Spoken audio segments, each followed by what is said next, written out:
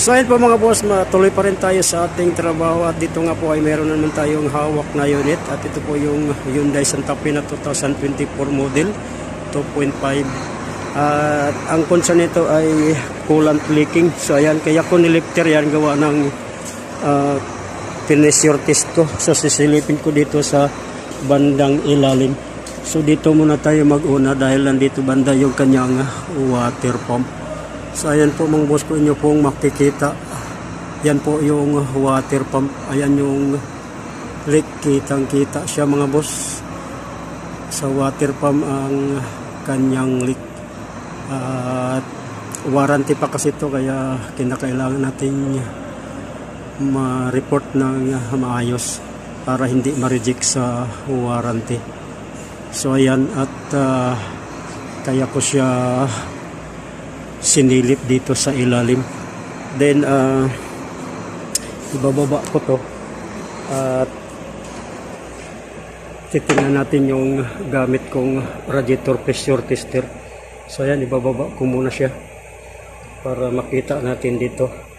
At ito yung kinagandahan kapag mayroon tayong kumpletong gamit at madali nating makikita yung problema. So ayan, at ibaba ko na yan at titignan natin dito. So dito tayo, ayan yung ating pressure tester. Ayan, bumababa na nga yung pressure dahil nga doon sa leak. So dito yan sa may reservoir nya. Ito lang yung ginamit ko. So ayan yung itsura nitong modelo na Santa Fe na to. At yan yung ating ginawa. So tuloy-tuloy lang tayo mga boss sa ating suporta at panonood hanggang susunod pa nating mga gagawing video. At ito po ay i-report ko na to. Gagawan ko na siya ng report na papalitan na yung water pump dahil sa leak, at kasama na ditong papalitan siyempre yung coolant dahil may tatapon yan. At isama na natin yan sa ating listahan na papalitan. Ang water pump naman ay mayroon na sigurong kasamang gasket yan.